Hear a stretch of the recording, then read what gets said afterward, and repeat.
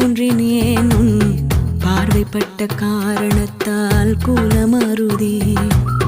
கட்டிலுண்டு மெத்தையுண்டு ஆன போதிலும் உன் பாசம் கண்டு தூங்கவில்லை எனது விழிகளே.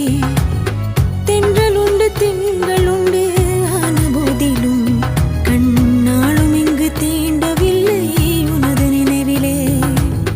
உப்பு கல்லு தண்ணீருக்கு ஏக்கப்பட்டது, கண்ணு ரெண்டும் கண்ணீருக்கு வாக்கப்பட்டது.